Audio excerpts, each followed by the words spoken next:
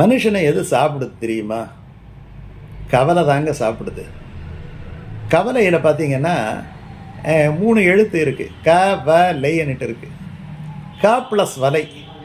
இந்த வலையில் போய் மாட்டிக்கிறவங்க இருக்கிறாங்க இல்லையா, அவங்க தான் இதில் ரொம்ப கஷ்டப்படுறவங்க. ஆனால் மாட்டாதவங்க யாருமே கிடையாது.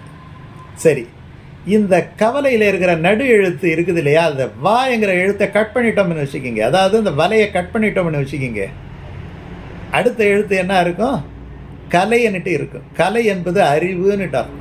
கலை என்பதற்கு வேதம் கலையற கற்ற மாந்தர் அப்படின்ட்டு ஒரு அற்புதமான பாடல் வரி வரும். கலை என்றாலே மெய்யறிவு, அறிவுன்னுட்டு அர்த்தம். அப்போது கவலையை நீக்கி கொள்ள வேண்டும் என்று சொன்னால் என்ன தேவைப்படும்? இந்த மெய்யறிவு தேவைப்படும். அதை ஒரு கலையாக நமக்கு கற்றுக்கொள்ள வேண்டும்.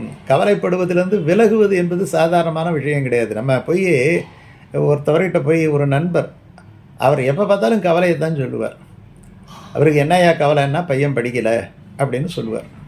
சரின்ட்டு பையன் படித்து பாஸ் பண்ணிட்டா என்னையா கவலை இப்போது அப்படின்னு சொன்னால், பையனுக்கு வேலை கிடைக்கலையேம்பார். வேலையும் கிடச்சிடுச்சு.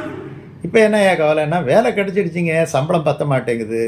சரி, கொஞ்சம் பெரிய வேலையாக மாறி போயிட்டான், சம்பளம் நிறையா வருது. உடனே இப்போ என்னையா கவலைன்னா, எல்லா பாருங்க கூட படித்த பையன்லாம் ஃபாரின் போகிறான், இவன் வந்து வெளிநாட்டு வாய்ப்பு கிடைக்காம இங்கேயே இருக்கிறான்.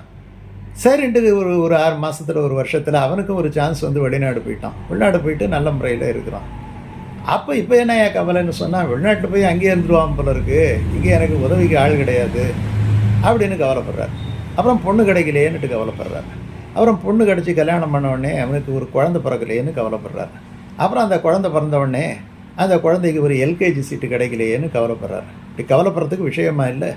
இப்போ எல்லா கவலையும் தீர்ந்த போய் இப்போ சௌகரியமாக இருக்கிறார் அப்படின்ட்டு ஒருத்தவர்கிட்ட போய் கேட்டோம்னா, இப்போ உனக்கு என்ன ஐயா கவலைன்னு சொன்னால், ஒரு கவலையும் இல்லைங்க, அதுதாங்க கவலையாக இருக்குது அப்படின்ட்டு கவலையை நேசிக்கக்கூடியவர்கள் இருக்கிறார்கள். அதுலேருந்து வெளியில வரணும்.